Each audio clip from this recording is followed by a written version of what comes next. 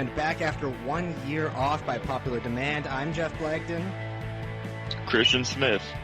Andrew Proto-Reese. This, ladies and gentlemen, is Fourth and Goal.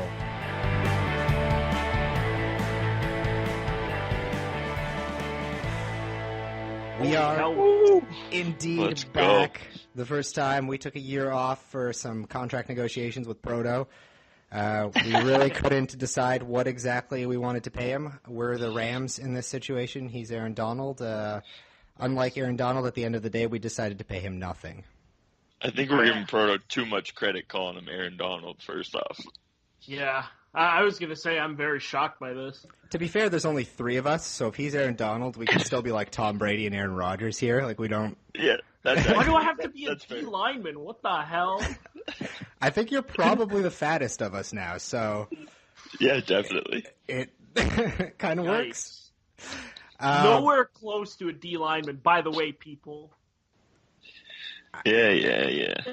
Just accept that you just got compared to the reigning defensive player of the year, man. Like, yeah, that's fine. You're arguing the wrong point here. You got to pick your arguments.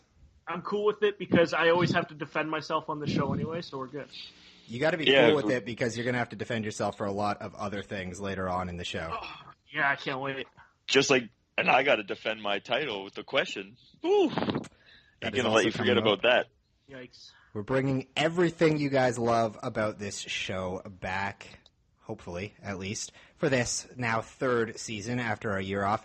Apologize in advance for what might be a little shady audio quality during this first episode as we try to get things sorted out, as one of us is on the other side of the country from the other two. So who's that? We've got some stuff to sort out. That would be me because I have a job, Proto. Hey. So we'll try to get that sorted out for you as we go on, and hopefully we're back every week to give you exactly what you're looking for here from Fourth and Goal once again. First thing I am going to say to kick this off, because it's been kind of bothering me when I read all of the crap that's being thrown around online about it, in particular about one person that they're saying, who I'm not going to reveal yet, just because I want to see if any of you guys say it's that person. We all know Antonio Brown is the best wide receiver in the NFL. That's unquestionable at this point. Who is the second best wide receiver in the NFL? DeAndre Hopkins. Julio. Okay. As long as neither of you said Odell Beckham Jr., we're good. Yeah, no. I agree with Hopkins because I feel like he works with the least amount of help out of anyone, even putting Antonio Brown in there, obviously, because he has all pros all over that offense.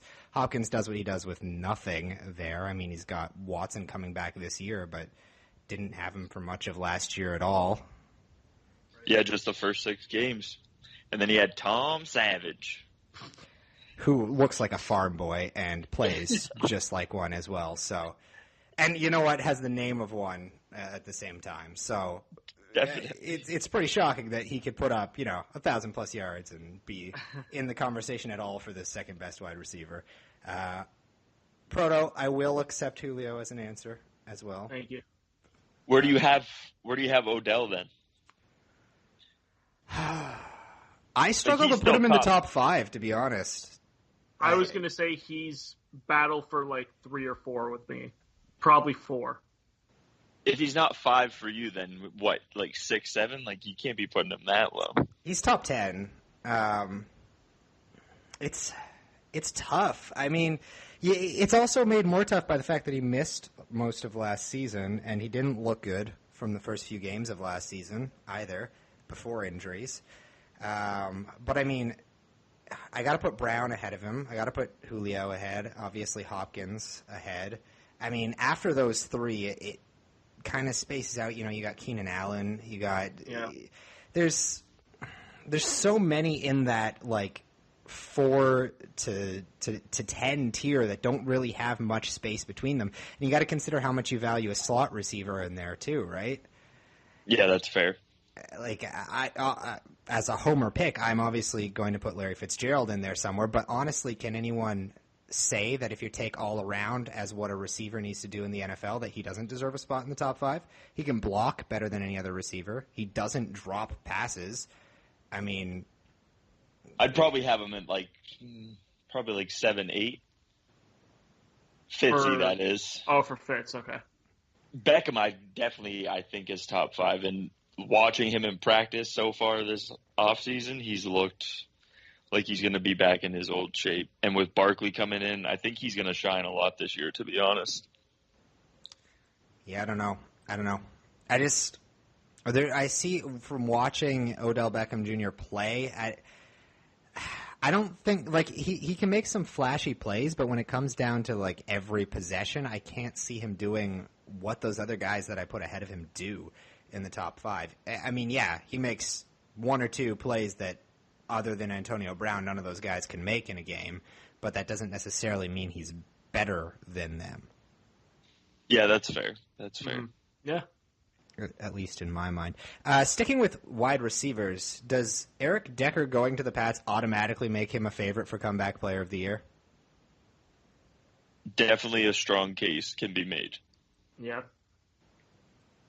I mean, Brady loves guys like that.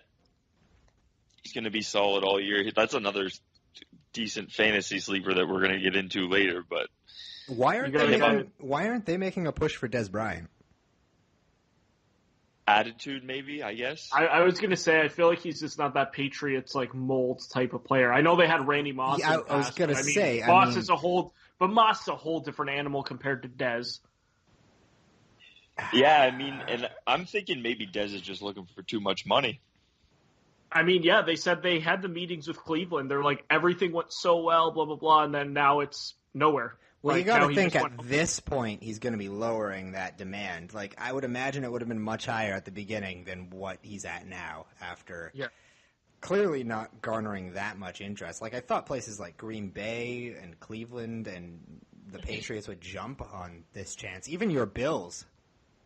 Yeah, I felt so too, but yeah. I honestly hope, I wish the Cowboys would just try and mend that relationship and re-sign him. Who did the Cowboys have number 1 right now at wide receiver? Hearns. Mm. Yeah, that's right. It's going to be a tough year for Dak. It'll be probably Hearns, Williams, and then Beasley. Beasley will definitely be there. And then that Gallup guy that they drafted this year, I think, will make a strong push. He's looked pretty good in camp. Dallas goes as Ezekiel Elliott goes. Let's be real. Yeah, and with him not being suspended and having to deal with what we had to deal with those first 8, 9 weeks of the season. What I had to deal with in fantasy last year. Yeah, I know. I know all about it. Trust me. But I think that's going to help the team a lot. But we're going to miss guys like Witten and Dez. I mean, Witten kind of caught us off guard with the retirement, and then the Dez thing kind of blew up. You know what? I saw Witten coming. Once Romo was gone, I was like, he doesn't want to stick around anymore. He was only there this long because he loved Romo. That's fair about Witten. But with Dez, like the biggest thing, see, I don't want to give away my doghouse too much, but I mean, it does fit the topic we're on. But getting rid of Dez, if you were going to do it, I wish they would have done it earlier when all those guys were still available to sign, to maybe get via trade. But they did it at such a random time where just no one was available and they had no other options. So I just didn't understand the timing of when they actually released him if they were going to do it. Yeah, that makes sense. I mean, a lot of front offices, and again, I don't want to spoil my own doghouse either, but yeah, a lot of front offices seem to be botching everything this off-season and into the preseason. Yeah, not to get into hockey, but at least they're not Mark Bergevin. Ooh. I mean, absolute frickin' yikes. Well, obviously, since we just brought up hockey in 4th and Goal, we know that it is currently the preseason. Which means exactly. There's not really much to talk about in the games that are actually happening, aside from people getting hurt, because that's what preseason is for, screwing up everyone's fantasy drafts and every NFL team's chances at actually competing with the Patriots. Wait, people. So, that being said, we're not going to talk about the games that are happening this week or the games that happened last week because nobody wants to hear about that. I mean, the Pro Bowl has more demand than those do. So instead, we're going to talk about our predictions for this season. And to kick that off, we're going to start with our division winners, who we have in each division here. We're going to start with the one that we all know who is going to win, the AFC East. Oh, well, it's obviously going to be the Miami. No, come on. Like, we don't even have to. We could skip this one. Come on. Yeah, I got the Pats. I mean, I've seen a couple analysts have high hopes on the Jets, but no, it's going to be the Pats again. It's going to be the Pats again, 11-5, 12-4. Brady's been looking pretty sharp in preseason. Yeah. I think 12-4 will be like their worst. I'm saying 12-4 for the Pats this year, especially with absolutely nothing in that division to get. Like, we talk about how weak the division has been before, but I don't know if it's ever been as weak as it's going to be this year. I don't think, like, the Jets are going to improve. The Dolphins, I think, are going to be absolute garbage. The Jets are going to improve, but even if the Jets improve, we're still talking, 6 wins on the season? I was going to say 7. The Dolphins are going to be trash, let's be real. It's like, they're nothing. And the Bills are in complete rebuild mode at this point. I mean, LaShawn McCoy is going to pull out a few wins for them, but other than that... After making the playoffs, too. The thing with Buffalo, though, is they still got basically the exact same defense as last year, which was a big part of their team. I always say defense wins championships, but offense gets you to the playoffs. And yeah, that's true. We're going to need a lot out of whoever the hell is playing quarterback. You're going to need a lot out of whoever the hell is playing any position out there. I mean, I guess Benjamin's going to play receiver, and obviously McCoy at running back. But, like, yeah. You probably have the worst receiving core in the NFL. Let's be real. There's no question about it. Kelvin Benjamin, Say Jones, and Coleman, come on now. When your best receiver is Kelvin Benjamin, who maybe in 2014 that would have been an okay thing to say, but... Yeah, we're lucky if we get, 6 games out of him. That was a good trade for Coleman, though, man. They gave up absolutely nothing. Oh, we gave nothing, dude. And I think he'll not do as bad as people think out in Buffalo. Oh, no, he's going to be a deep threat, and that's the thing is if Allen does get the start, Allen loves a deep ball, and Coleman is all about that. That's literally the reason they brought him in. Yeah, it'll be a matter of time before Allen starts, if he's not starting game 1. I'm a McCarron fan. I want McCarron to get playing time. I mean... He absolutely killed it through all of college and then never got any shot in the NFL up until now. So I'm kind of rooting for him, which is tough to say because that means rooting at least a little bit for the Bills. Woo. Welcome to my life. I mean, the dude's a proven winner. Whether he puts up numbers or not, he probably won't. He never has, but he's going to win games. Like, that's what he does. So... I wouldn't be surprised if McCarron starts just because of his clutch play. You pull out a couple of wins just with him. That being said, I don't think anyone other than New England in this division gets more than 7 wins. Total agreeance from me. All no right. chance. Let's move on to probably one of the tougher divisions to call this year, the AFC North.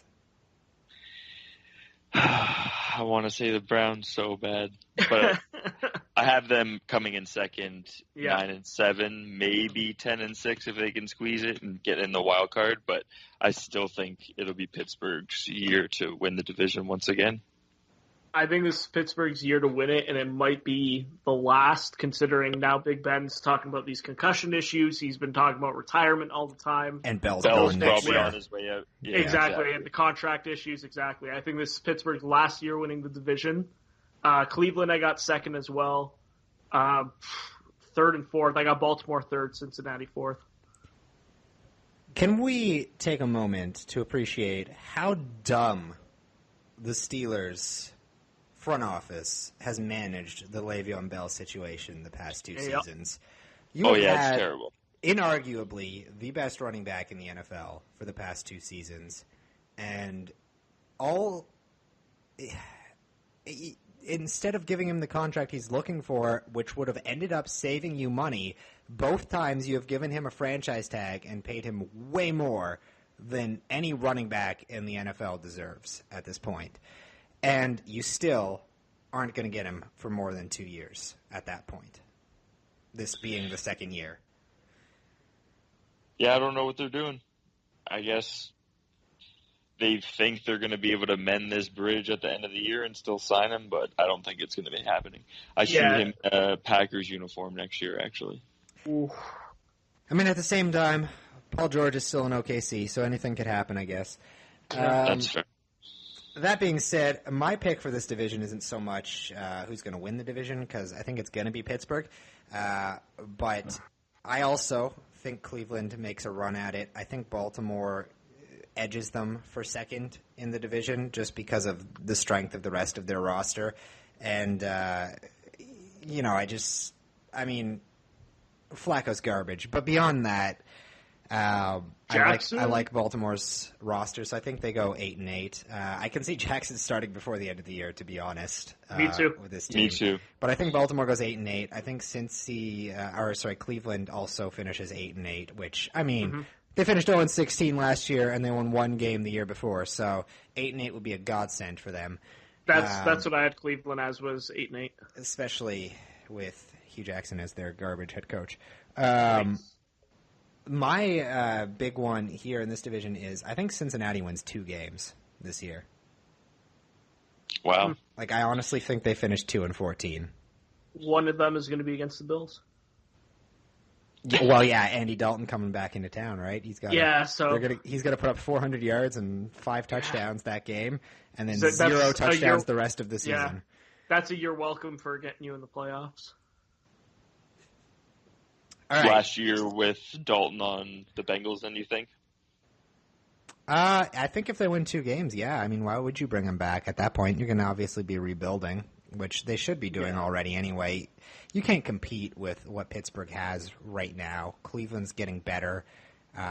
Baltimore is Baltimore. They're stagnant. They're going to be what they are for the next. They're not good enough or bad enough to get worse or better. So they're going to be in 7-9 to 9-17 for the foreseeable future, unless Jackson becomes a superstar, which is possible. He could Mike Vick them, with what he did with Atlanta.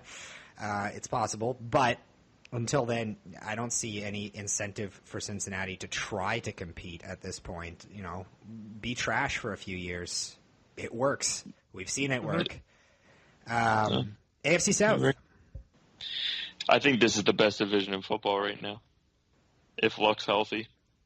Really? It excites the hell out of me. I think Houston, if Indy, Luck's Tennessee, healthy, Jacksonville. if Luck's healthy is a CN Tower-sized asterisk. Yeah. Yeah, that's fair. But he did look all right in preseason. I just like that he's throwing a ball again for once. Yeah, that's always a good thing. But no, I got Jacksonville. Uh-huh. Houston close second, and that's my other wild card team, Houston and the Browns. And then Jacksonville winning the division. I got Jacksonville winning the division. Tennessee still just pulling out second by like a win. Houston third, Indy fourth. I got Houston going 12-4, winning the division. Let's go. Nice. I got Jacksonville going 10-6 again. And I think by the numbers, I have pretty much marked them as the best division, at least in the AFC. But I don't see... Luck's great. He's going to win you some games. The rest of Indy is trash. They don't have a running game. They don't have a defense. Uh-huh. They've got one wide receiver that's worth a damn. See what? Andrew Luck's still going to put up 4,000 yards and probably close to 30 touchdowns this year if he stays healthy all year. And that's great. He's Andrew Luck, but...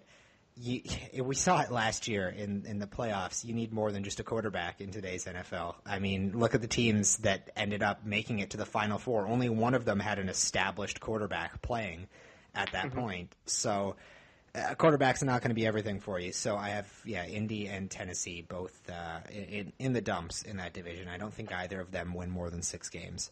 But Jacksonville at 10 games and Houston winning 12, and I have them as the second best team in the AFC after New England. I agree with all of it. We'll get into it later, but I think Watson has an amazing year. AFC West. I got the Chargers. Interesting division again. Like, it's not going to be as exciting as the AFC South, but it's going to be a very interesting one. I think the Chargers are the most complete team. I think the Raiders are a mess. Mac's not even there. Denver, Case Keenum. I don't know if he can do it. No. And KC. But see, like, how much of a mess? Because this is a team like that. The more I look at, I still don't know how I feel about them. Like the Raiders. They're a mess in my opinion. The guys they signed are over the hill. Jordy, Martavius Bryant has his own issues. He's still got Marshawn. Yeah. I mean, he had a nice run in the preseason, but how is he going to be able to do that for 16 games? I highly doubt it. I agree. It's going to be an interesting division. I think it's going to be the closest division in all of the NFL this year. As far as who wins it, I think I'm with Christian here. I think the Chargers take it. If they can stay healthy. That's a big if, because they have some terrible luck with injuries. Yeah. The problem is I think they take it at like 8-8.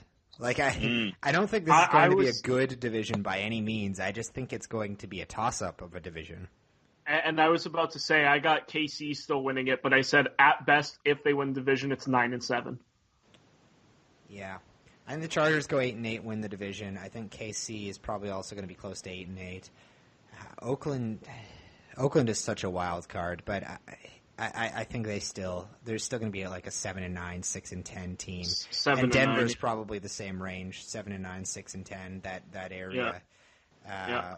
So they're just going to be that middling level division where no one excels. But I think it will be an interesting division to watch, especially divisional games. Like that division, the games between teams in that division are never disappointing. How do you guys feel Patrick Mahomes is going to fare? A lot of people are really, really, really high on him.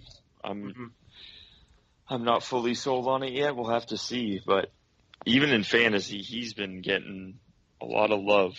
Yeah, I think he'll be all right. I don't think he'll be great. I don't think he'll even necessarily be good. But I think he'll be okay. He's not going to be anywhere near what Alex Smith was last year.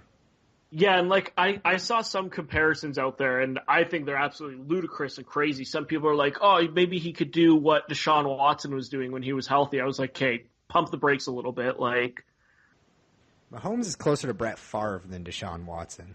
Yeah, like, that's what I mean. People were giving that comparison, like, for kind of the young quarterback race, and I was like, it's not going to be that good. Like, I mean, yeah, and Watson was such a threat because of his legs as well.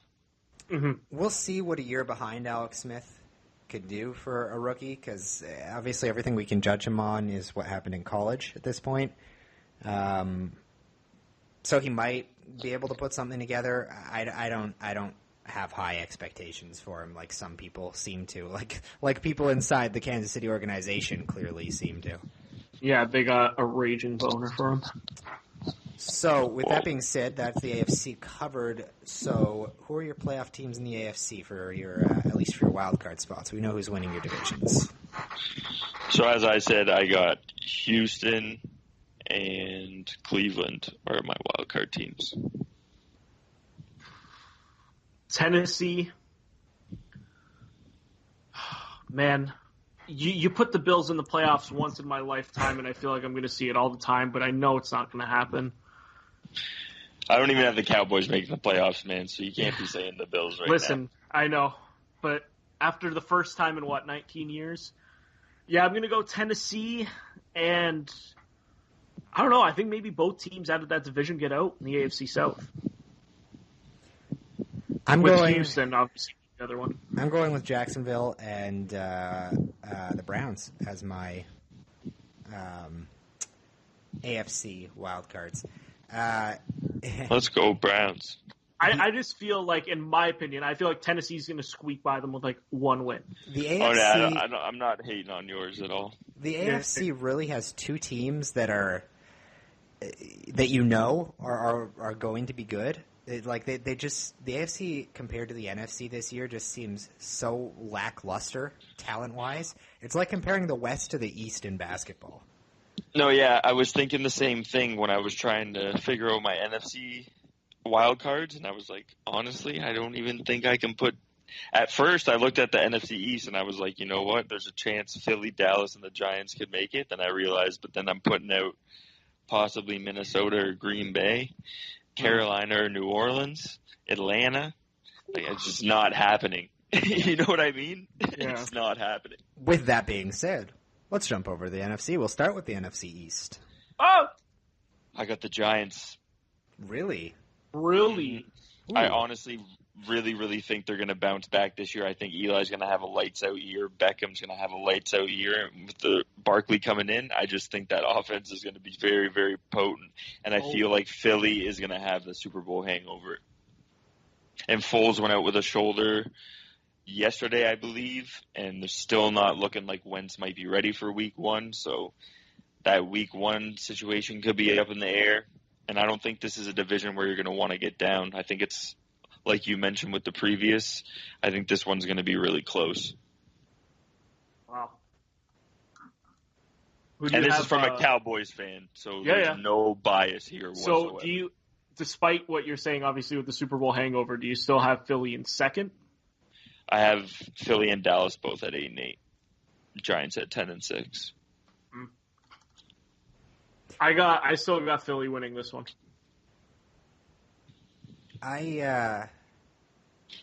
First let me say, when you're not talking about the Patriots, the Super Bowl hangover is a real thing. Amongst every team that's not the Patriots, they don't seem to do very well the next year after winning the Super Bowl. That being said, it is usually the Patriots, at least in my lifetime, that do win it. So, on top of that, I do have concerns over how they start the season if Wentz can't play. I do think Foles was a fluke last year, too. I don't think even if he is starting the season for them that he's going to be that good. Who is their third stringer? Does anybody know? I can find out right now. I don't think the Giants will be that good either, though, that being said. And I do have... I have Dallas winning this division, actually. Let's go. I think Zeke has an amazing year. I got him in MVP talks if they're looking good. They have one of the best defenses in the league if they stay healthy. The offensive line can protect Dak, who is going to need it with the options he has this year. But I think they do pull out the division this year, just based on the fact that Philly, I think, will have that little bit of a Super Bowl hangover, at least into the start of the season. I think Philly gets it together and closes as the best team in this division, but I don't think they have enough to make up for what I think is going to be a poor start from them. I think Dallas and Philly both finish 10-6, but I think Dallas takes it on head-to-heads. I'm still sticking Washington with Philly and the Giants. Sorry. I think both are going to be garbage, to be honest, this year. I don't think either of them are going to be worth a salt. I think both of them finish with less than 5 wins. Yeah, I got Washington being very terrible. Very terrible. Philly's third-string quarterback, Nate Sudfeld. All right. Okay, cool. Well, yeah. So I know the name. I know the name. Can't give you too much commentary on his play.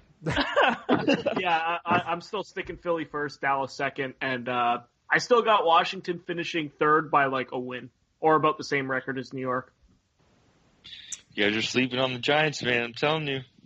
I have been worried bitten about them. too much by that. I picked the Giants the year before last, and I picked them the year before that, and I picked them the year before that to win this division, and they have been garbage every single time I've ever picked them to actually win this division. So fuck the Giants.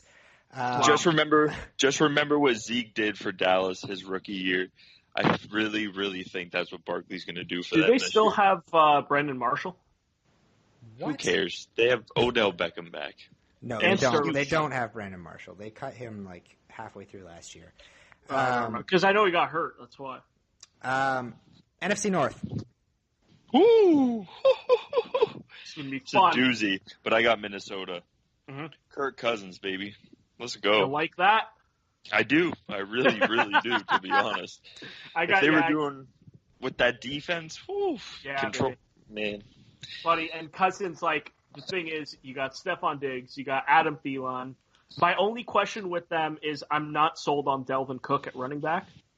He looked great before he went Yeah, over I don't know there. what you're talking about. If looked there's any great. player That's the I'm thing, sold with on that like, team, it's not Delvin being Cook. sold as in, is he going to play the whole season, do you think? I think so.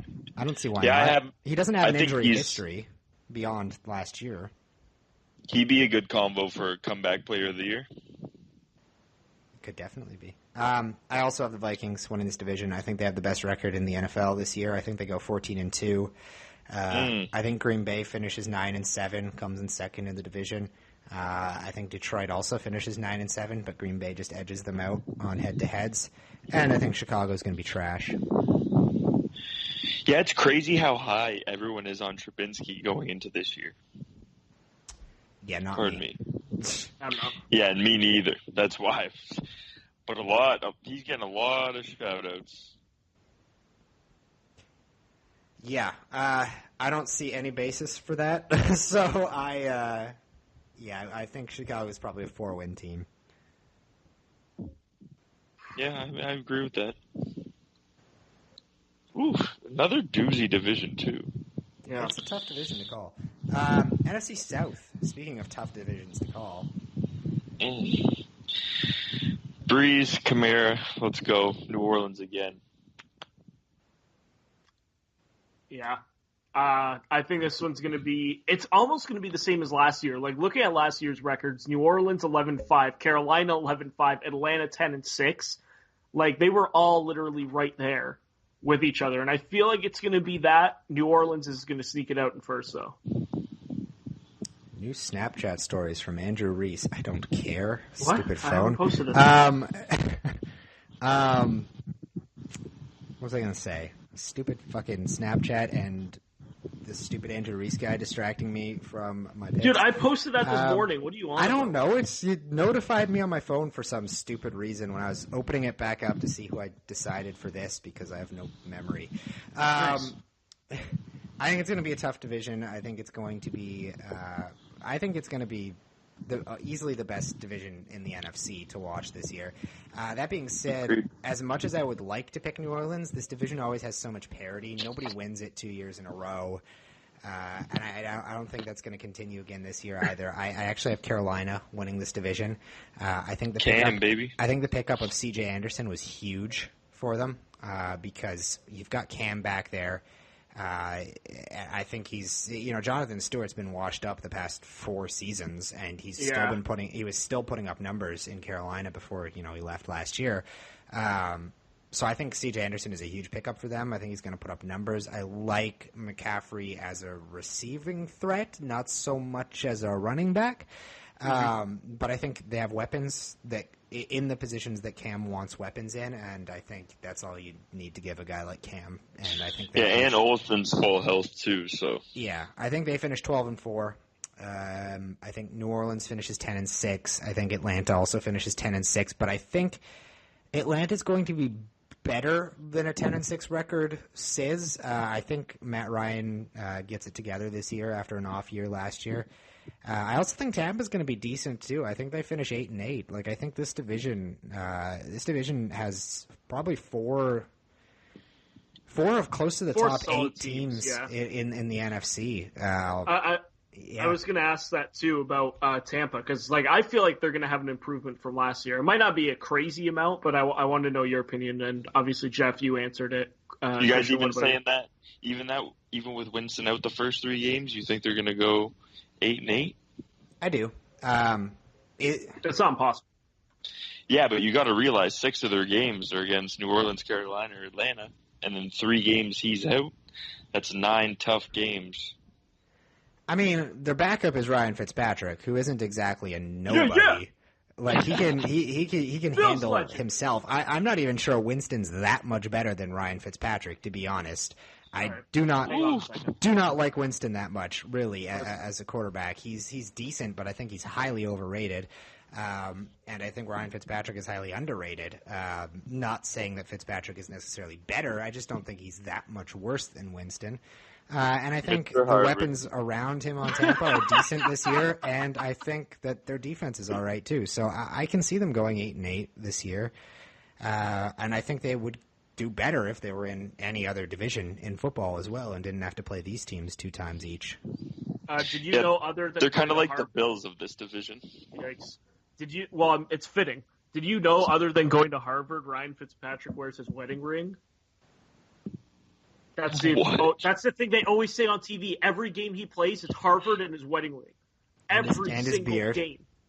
Well, yeah, that's a gimme. Anyway. NFC West. NFC West. I mean... The Rams, man. Come on, guys. What are we really talking about here? Here we go, Jeff. I'm waiting for Jeff to go. The Rams are winning this division. No, I know, I'm kidding. Yeah, it's Rams. The Rams are going to be, I think 11-5 again this year. They have one of the best defenses in football, if not the best defense in football.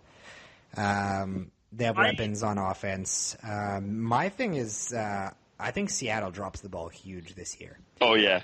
I think Russell Wilson still puts up huge numbers, but I think that defense is so much worse than what it's ever been in his time there.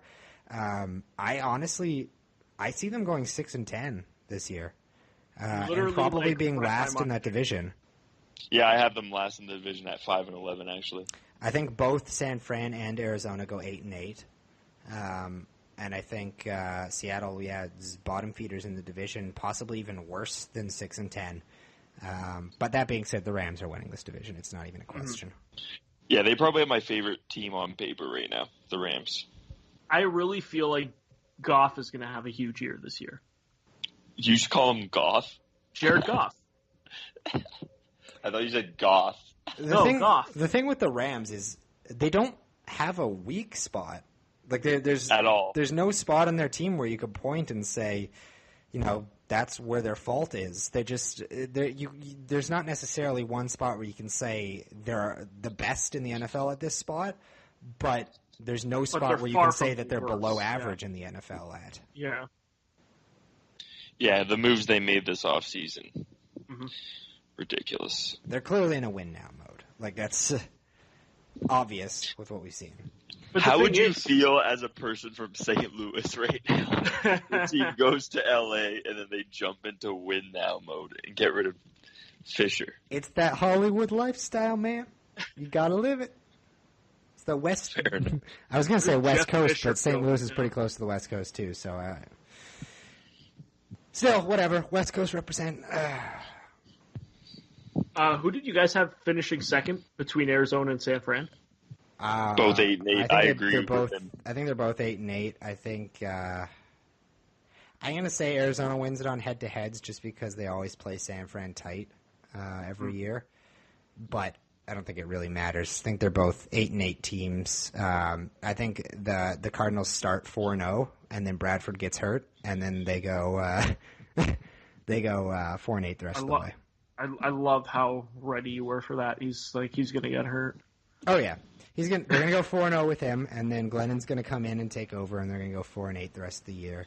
Yep. And hopefully that means Rosen never touches the field this year, because that's what I want. I don't want Rosen on the field this year, not with the jailbreak we have for an offensive line. This offensive line is probably worse than my high school offensive line. So yikes. So I really hope Rosen doesn't end up touching the field, but I guess we'll see what happens. I do think Bradford gets hurt, probably, because, hey, that's what he does. It's Sam Bradford. He looks tremendous for 4 games every year, and then he gets hurt. Honestly, though, if Bradford could manage to stay healthy for a whole year, he'd be one of the best quarterbacks in the NFL. Like, he always puts up tremendous numbers when he's healthy, and then he always leads teams to wins when he's healthy too, but he just can't stay healthy. Jimmy G dating porn stars, throwing touchdowns. Let's go. All right. That covers all of our predictions for the division winners this year. NFC wildcards, who you got? Oh, right. I got, for my NFC wildcards, I have Philly and I have New Orleans. Mine's Carolina. Green Bay, I guess. It's going to depend on tiebreakers because I think a lot of people are going to be 9-7 for that final wild card spot. I got Carolina and Dallas. Let's go, Cowboys. I have them just missing the playoffs this year, to be honest. I'm just preparing myself for disappointment, just in case. Hey, man. I know. All right. Why is it – hold on. Why is it the one year we didn't do a podcast the Bills made the damn playoffs? I didn't get to talk about it or not. Because the universe didn't want you talking about it. Yeah. Real quick, throw it out there. Who's your Super Bowl this year? Woo! New Orleans and the Jags. Orleans and the Jags. Holy shit. And my final four would be the Rams and the Pats in there, of course. If Breeze wins it this year, he's retiring, right? I've actually have them winning this year. But, like, he retires if they win, right? Well, he just re-upped. What was it? 2 years, 60 mil, or 3 years? I don't think he retires. I don't think he retires if they really. win. Yeah, I think he'll play out that contract and then retire.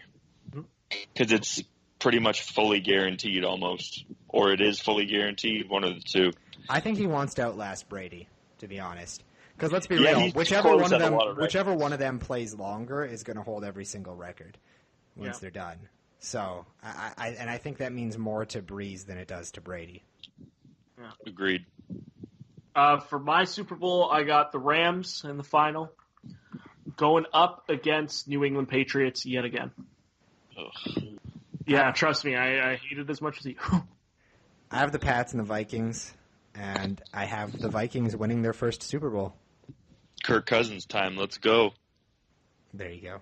Kirk Cousins leading the like Minnesota that? Vikings to their first ever Super Bowl victory. Do you think you would ever say that in your life? I didn't think I would say any order of any of those words that I just spoke in my entire life. But I did. Kirk Cousins, Minnesota quarterback, wins Super Bowl. Jesus Christ. Whew. My head hurts. Just got a little bit dizzy there. Just thinking about that. So what we did for you guys before we got into this here podcast that is now gracing your ears is we each made our picks for our own All-Pro teams. I then jumbled them all together to create first and second team All-Pros for fourth and goal. The others, Proto and Christian, have not heard this team yet, so this will be their real live reactions to first hearing about these teams. And Christian, what's the odds that Jeff rigged this on us? Once we once we have these named off, I am going to name Proto's picks. Oh shit! For the teams.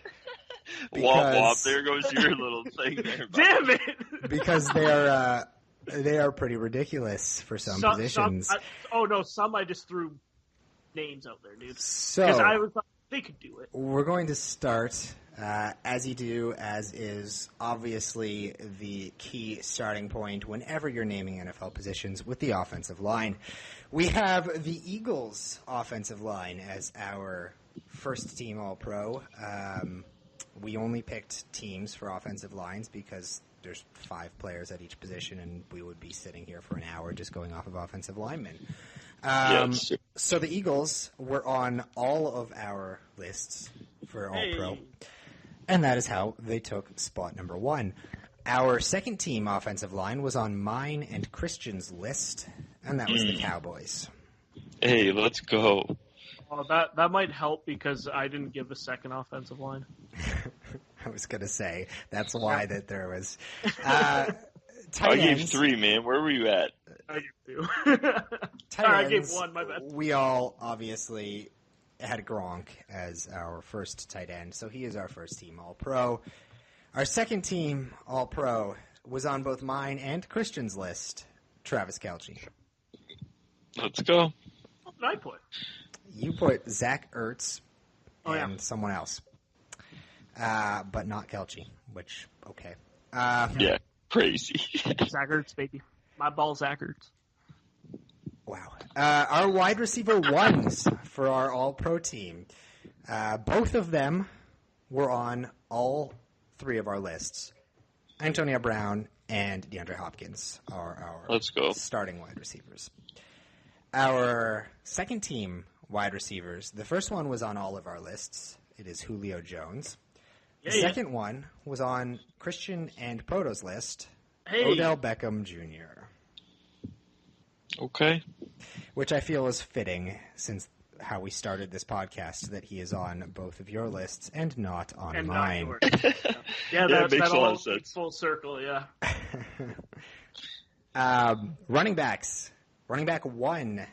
Both of these running backs, because we decided to eliminate the fullback position, as the NFL has. Zeke and Todd Gurley were our top 2 running backs for our first team. They were both on all of our lists. Hey. Our second team All-Pro running backs were Kamara, who was on Christian and Proto's list, but not on mine, and David Johnson, who was on mine and Christian's list, but not on I ours. think he's going to bounce back.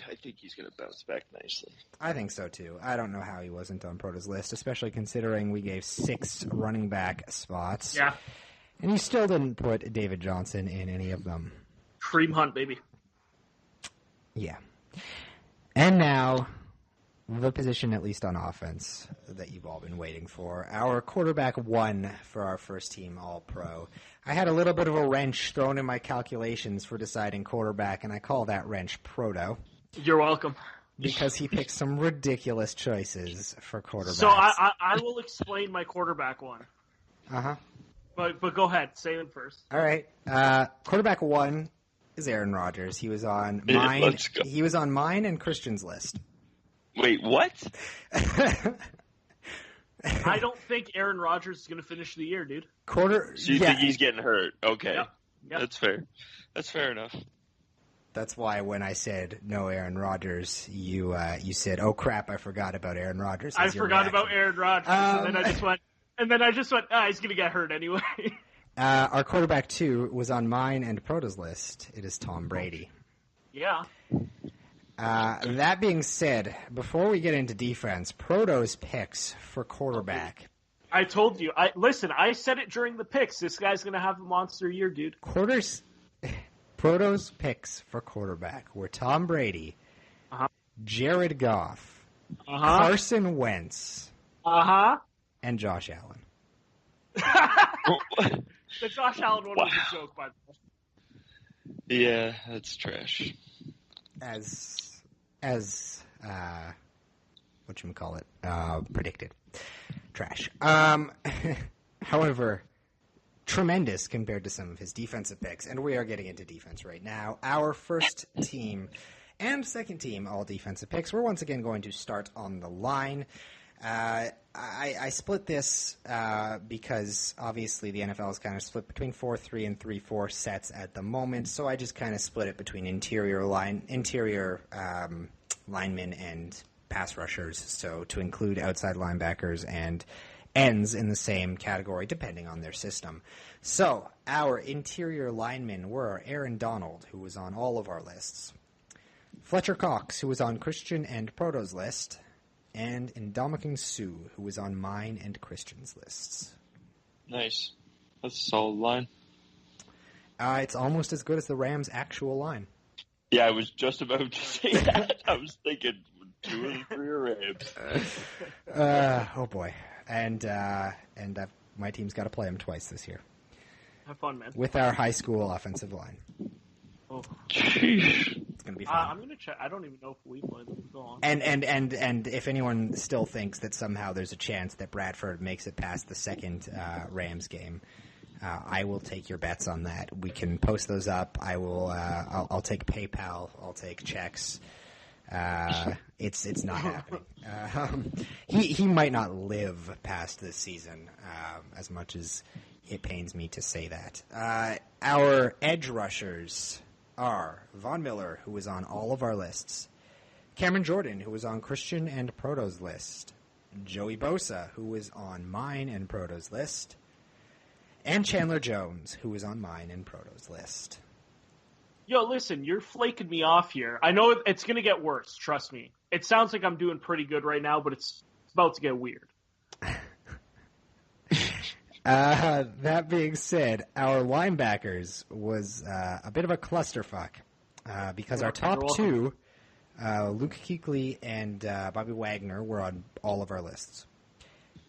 That being said, not a single one of us had a similar linebacker after that.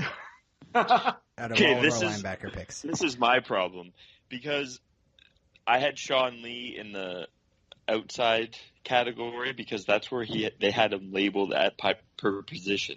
But to me, in my head, he's more of a middle. I don't know. It was confusing. Looking up positions. The person I put at third was C.J. Mosley because he was only on one of our lists. It was my list, but he was the list where he was ranked the highest on. So I used that as the determining factor for putting him as the third slot on our linebackers. But yeah, it was a bit of a... I mean, from here on out, it's a bit of a clusterfuck for our positions. You're all... DBs. Jalen Ramsey was on all of our lists. Mm-hmm.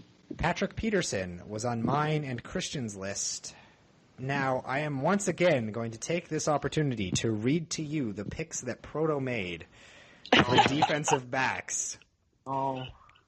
Because he picked Jalen Ramsey, Darius Slay, Marshawn Lattimore, and Xavier Rhodes as his starting defensive backs out of every defensive back available in the NFL.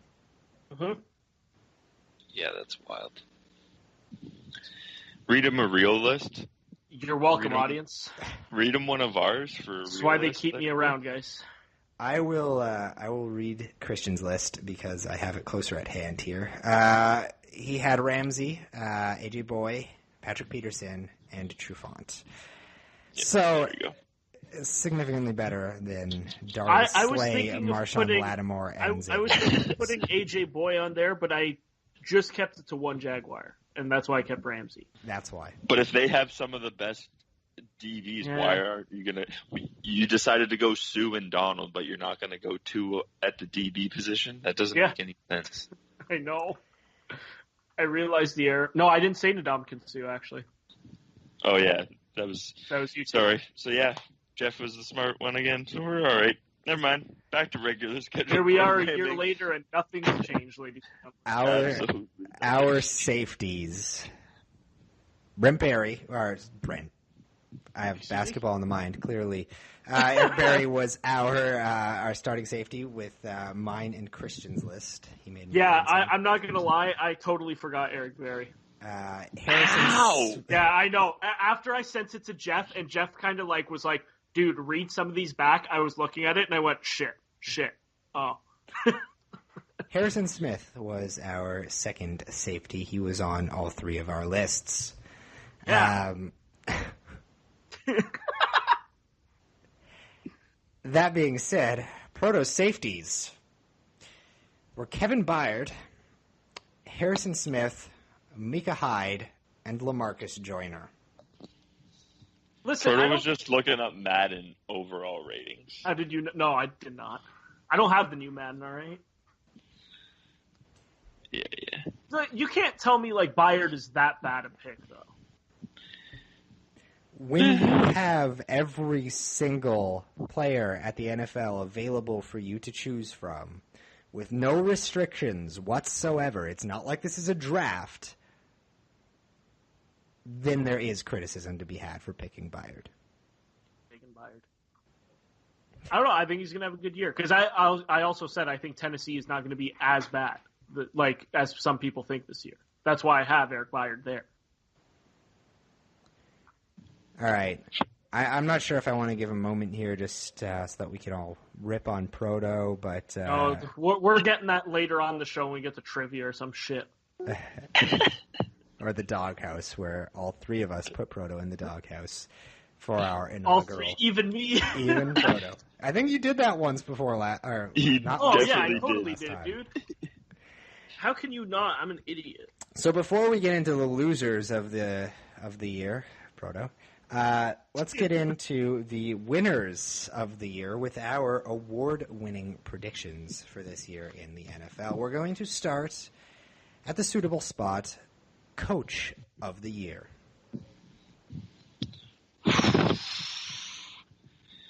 This is a tough one. Very, very tough one. I feel like Coach of the Year is the toughest one to pick preseason.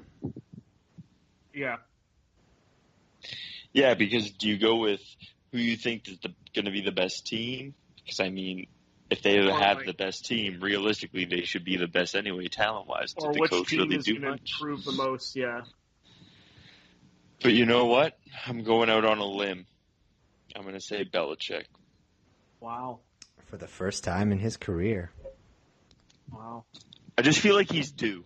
He's got to win one at some point, right? Like, we can't have him retire without winning a Coach of the Year award. Exactly. That's true. Part of who you got? See, like, I'm not going to go with best team. I'm actually going to go, and we were talking about Houston obviously being a huge improvement, and I think that's why Bill O'Brien might win it. You fucktard. Is that who you have? Bill O'Brien is who I have as Coach of the Year this year. And now I feel like shit about the pick because it's the same as Proto's.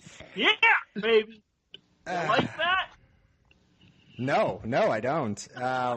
But yes, I do have Bill O'Brien as my Coach of the Year pick for this year. I do think Houston is going to be a much improved team this year. And I think because of that, Bill O'Brien is going to take home the trophy.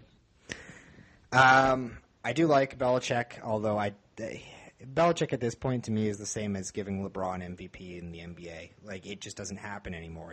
I know LeBron got 4 and Belichick hasn't even gotten 1, but when you're just consistently that good, people expect it, and because of that, you don't win awards. LeBron's winning MVP this year, by the way, but no, I don't think so, man. I don't think there's anything LeBron can do that will actually win him an MVP for the rest of his career at this point. Like, I think he should have won MVP last year. Nobody else did for the teams what he did. I mean, I get Harden was due, and he had to get one eventually, but, like, I just feel no one else is due right now, so they're going to go back to who should be getting it the last 5 years. You don't feel like Anthony Davis is due, or it's just too much of a Band-Aid. I don't know, man. I think if he stays healthy a whole year, but this is a football podcast, so yeah. I'm going to get away from that. Our comeback player of the year this year is we got a lot of options. Yeah, I have Dalvin Cook, as I kind of mentioned earlier. I think he's going to bounce back great, especially with Cousins there. That offense is going to be very, very potent with a great defense, and they're going to be up a lot, I feel, with that offense being potent and that defense being so good. I think Cook's going to put up a lot of nice numbers in garbage time. I'm going Eric Decker. Of course you are. Cherry picking what we said at the beginning of the podcast. Of course you are. Do you have a reason? He's got Tom Brady at quarterback. He's a Tom Brady wide receiver. You mean he's white? Yeah. Him and Chris Hogan about to be the dream team, baby. Let's go. I've got 2 picks for comeback player of the year because both of these picks rely on the player remaining healthy, and it's a long shot for both of them. So I feel like if I put the 2 of them in here, it balances it out. So one of them might stay healthy. I have Aaron Rodgers and Andrew Luck, both as my comeback player of the year choices, because I think if either of them stay healthy for an entire year, they're locks for the award just based on the fact that they're Aaron Rodgers and Andrew Luck. We already said earlier that I think Luck's going to put up 4,000 yards and close to 30 touchdowns, and if he stays healthy for the whole year, if both stay healthy for the whole year, I think Luck takes it because he's been out for forever. But if Luck gets hurt, I think Rodgers takes it. If Rodgers gets hurt, I think Luck takes it. What if they both get hurt? If they both get hurt, it's going to be Eric Decker. I don't know. Fuck. You know what? If they both get hurt, why not David Johnson? I mean, he missed all of last year. I feel like he's going to bounce back. I don't see why not. But, yeah, I mean, when you have 2 quarterbacks of that caliber that both missed last year, whenever you throw the word quarterback in there, they're going to get a little bit of the lean, right? So I just feel like you got to take one of those two. Offensive Rookie of the Year. I think this is probably going to be a clean sweep. Who's kicking it off? Saquon Barkley. Yeah. Yeah, I got Saquon Barkley too. Yeah, I mean. Yeah, it's a clean sweep. Y'all heard what I said about the Giants earlier, so. The only wrench I can see going into that is if somehow Baker Mayfield gets the start and lights it up. Yeah, that's my second. That or a wild card long shot here is Lamar Jackson. Josh Allen. Oh. If Lamar Jackson ends up getting in over Joe Flacco, I think he can put up numbers, and we saw it with RG3. It's not necessarily being the best player, but if you put up amazing numbers, this is the award for numbers, because nobody cares about wins when you're the rookie, right? For the MVP, yeah, you need to win games to win MVP, but Rookie of the Year, not so much. Defensive Rookie of the Year. Proto's going to like my pick here. And I think we got this. I got two for this one who are going to fight for it, and I think you got probably one of them. It's possible. Tremaine Edmonds. Yeah. I got two of the same picks as Proto on this list. And Terrell Edmonds. I got Tremaine Edmonds as mine too. I mean, he can play inside or outside. He's got great speed, good pass awareness, good pass rushing awareness. So, yeah, I think he's going to take it. I am upset with myself for having two picks the same as Proto, but I digress. I got Shaquem Griffin. Cinderella story continues. 9 tackles that first preseason game. 9 tackles. With one hand. I like the press, sure, but I don't think he's going to actually be. That defense is so diminished. I just think they're going to let him. But they're just going to roll with it. He's a situational player, though. I don't know. I don't want to hate on the dude. Obviously, he's had a lot of hurdles to jump to get to where he is right now, and I admire his determination to get to that point. I don't think he's going to be that great of an NFL player. We'll see. Time will tell. As it does, time proves all things, right or wrong. Defensive Player of the Year. Aaron Donald repeats. It's not a bad pick. I don't want it to be him because his trash talk, but he's so good. Like, I feel like Jalen Ramsey is a good shout there too, man. Yeah, I have him top 3 in my head. Yeah. I have two players splitting Defensive Player of the Year this year. I really hope you say Donald and Jalen Ramsey. I have Jalen Ramsey and Joey Bosa. Joey Bosa is a good show. I guess that means like that. 3 of the same picks as Proto. I feel my that's the word I'm looking for. Your brain integrity going out the window as I go here. As we move on down this list, I'm actually starting to sweat a little bit because of this. Like it's a problem, guys. Nobody wants 3 of the same picks as Proto coming up here. You thought you could get away from me. Unless they're named Pierre and are Proto's biggest fan. What's up, boy? I don't know if he's going to have a way to find this now. We're going to be hosting it somewhere else. I'm a DM. Off. You can DM. Just go post the link on his comment. That's what I was going to do. Oh, boy. See if you can find it. I don't even know if that site's still up, to be honest. It might. Let's find out. Offensive Player of the Year. Todd Gurley. Yeah, Todd Gurley.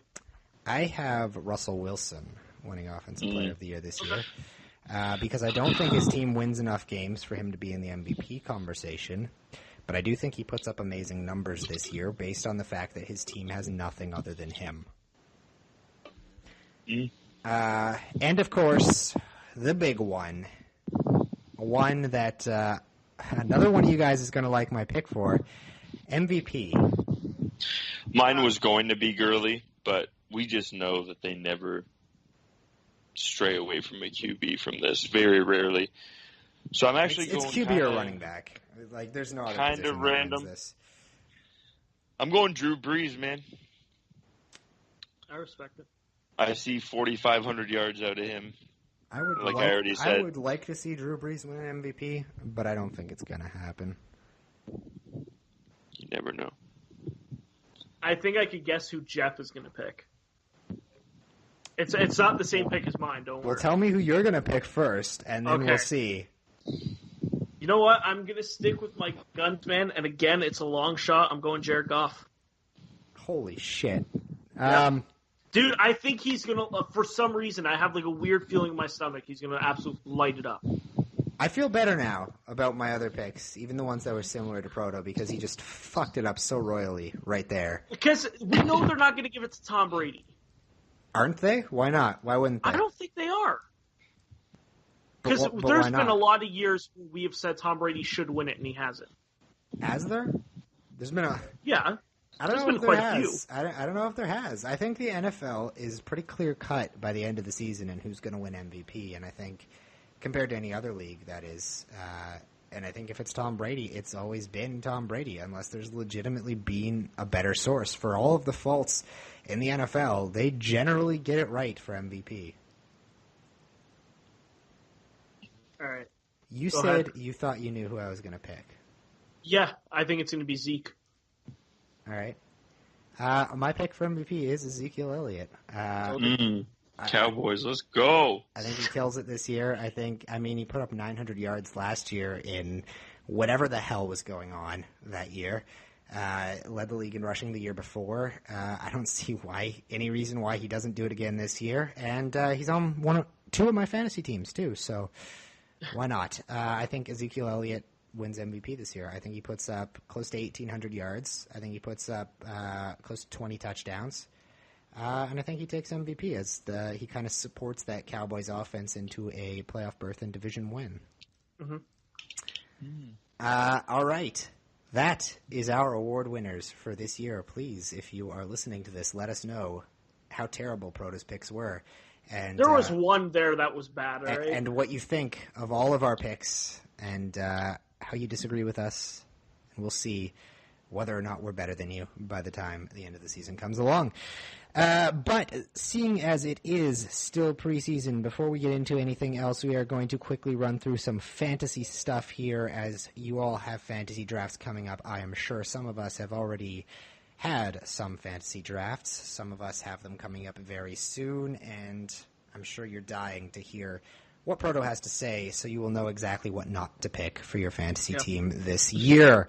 So we have put together our very own lists for each position of a sleeper, a lock, and a bust. Sometimes you get more than one for the price of one on this list as well. Let's kick it off with our resident fantasy guru, Christian. Quarterback. Quarterback lock, you want me to list them all? Rodgers, Breeze, Brady, throw Watson in there. Luck's healthy. Luck does have bust potential, though. Warned you about that. My sleepers, I get kind of interesting here. Basically all rookies, Darnold, Baker Mayfield, and Casey Mahomes. And bust potential, I've brought it up when we were talking division winners. I think Winston's a huge bust, missing those first 3 games. He is not worth even picking as your backup QB, in my opinion.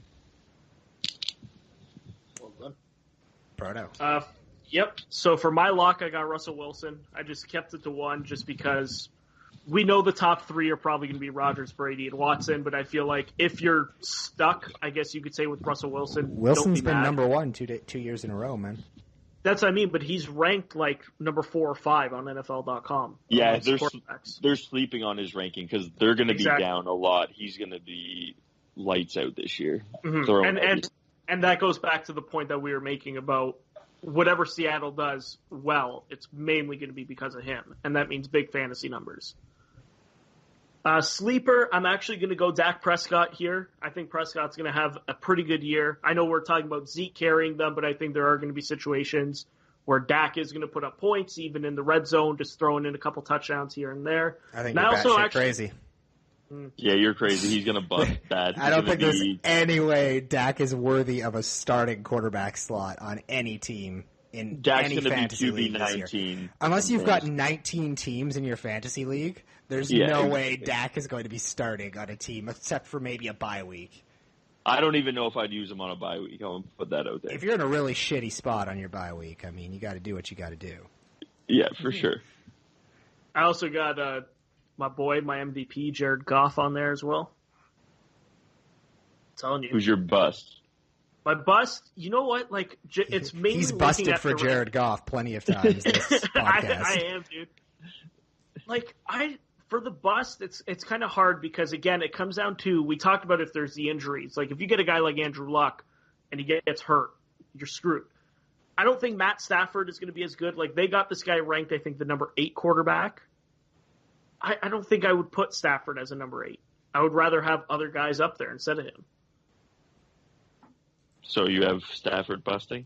Stafford busting, and one that I'm not saying he's going to be a total bust, but I don't think he's going to do as well as people think is Cam Newton. Fuck sakes. All right. This might be going somewhere, I think. My quarterbacks, my sleeper is Alex Smith. The dude was ranked 4th among quarterbacks last year. He has never finished outside of the top 10 since he has been in Kansas City for quarterbacks, yet nobody ever thinks about him putting up quarterback numbers. So Alex Smith is my sleeper. My lock is Russell Wilson. I mean, hey, how you doing, Jeff? Need much description. I have 2 busts. One of them is Drew Brees. Now, I think Drew Brees is going to have a fine year as a quarterback. I don't think he's going to be worthy of where he's going to be drafted in fantasy drafts this year. And I think that because we saw his diminished numbers last year, despite the fact that he was still a great quarterback for that team that they had, and he did what he had to do to get them wins, I think they go down that same kind of path this year, and he continues to need to do less with this team. And I think Drew Brees is the kind of guy who's smart enough that he knows he needs to do less, and he's going to do what it takes to win them games. I don't think he breaks 4,000 yards this year. I don't think he breaks 30 touchdowns this year. I don't think he does enough to value him in a fantasy outlook for the spots where he's going to be drafted. I do think he's going to be a good quarterback. Don't get me wrong. I don't think he's going to have a bad year by any means. Just don't think it's going to be a top 10 fantasy quarterback year. Someone's house just fell over. I don't know what's going on there. But my other bust pick is Cam Newton. Hey! I think for the same reasons, he's going to be up high on a lot of people's draft lists, and I think he's going to put up those rushing numbers. I just think his passing numbers continue to kind of drop a little bit this year.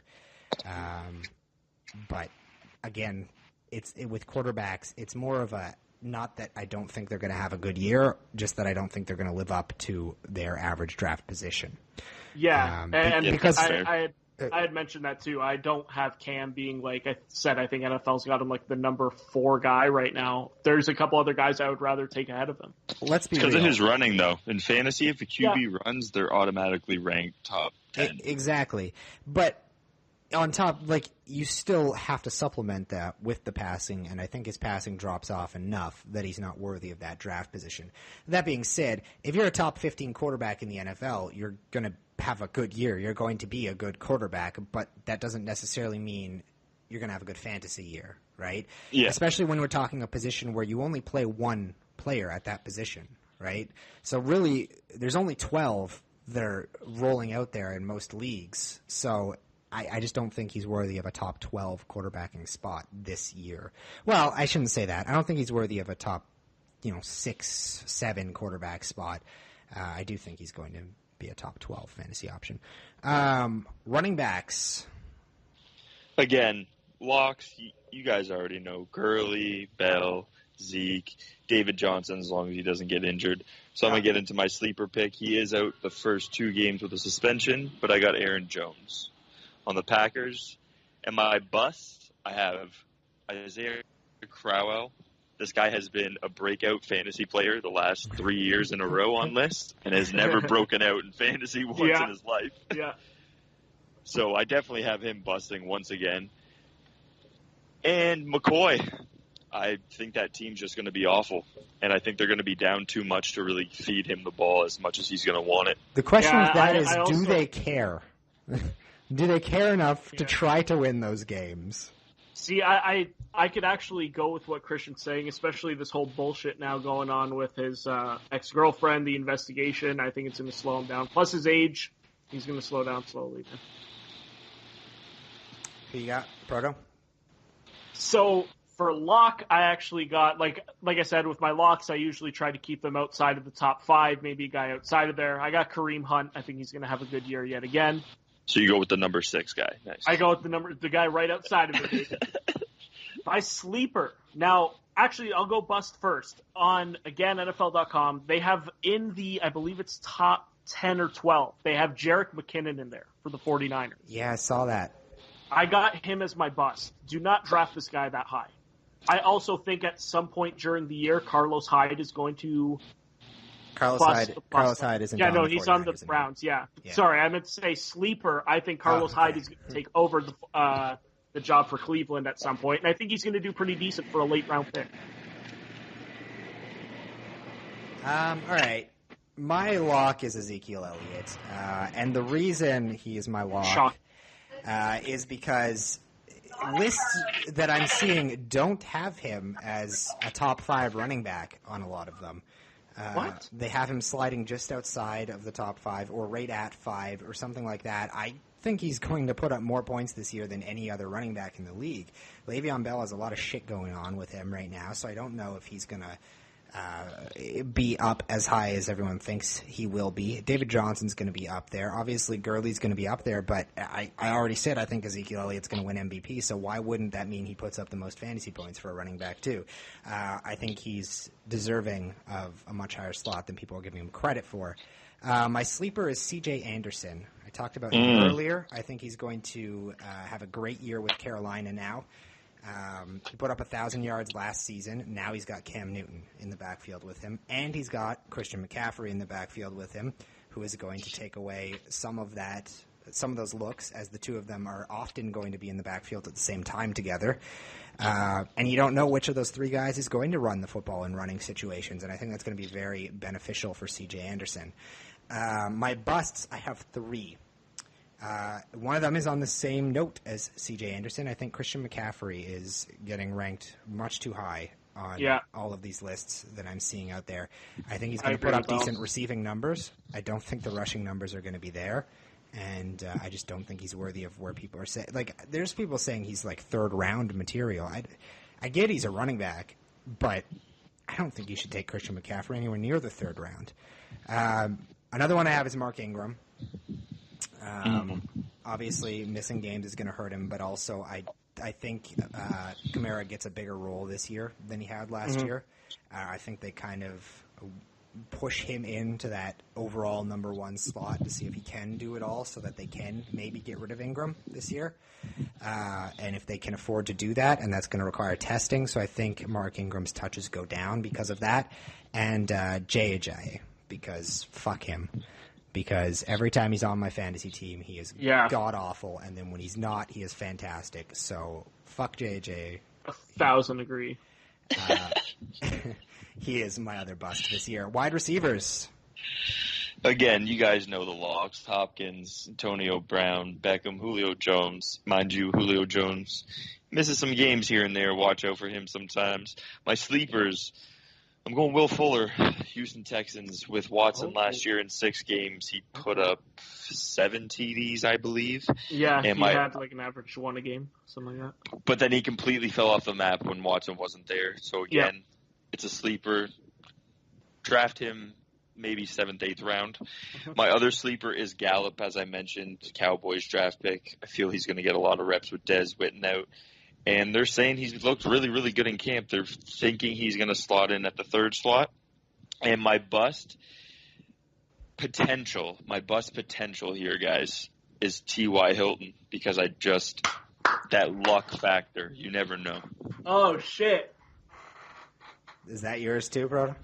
I got 2 busts, and one Bam! of them is I'm T.Y. not Hilton. the only one anymore with the same pick as Proto at something. My 2 busts, I had T.Y. Hilton as one. How does it feel, Christian? How does it feel? Yeah, I agree with this one though, so I'm not too mad.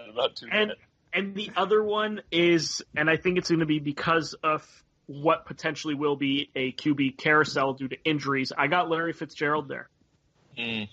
As a bust? Yeah. The dude's getting like an average draft position like 40 lower than he finished last year. No, and on NFL.com, dude, he's ranked still like top 12 wide receiver. I wouldn't say... What basis would you think that Larry Fitzgerald doesn't finish top 12? He never gets hurt. He never drops passes. And there's no one else to throw to on that team. I'm not arguing that. I'm just saying I think there are going to be other guys that are going to put up better fantasy points who are ranked lower than him. That's a pretty... it's a pretty bad argument. Sleepers. I get it. It's just I think that's an insane pick. I don't think you can discredit a guy who is easily the only person on his team that's going to get red zone targets.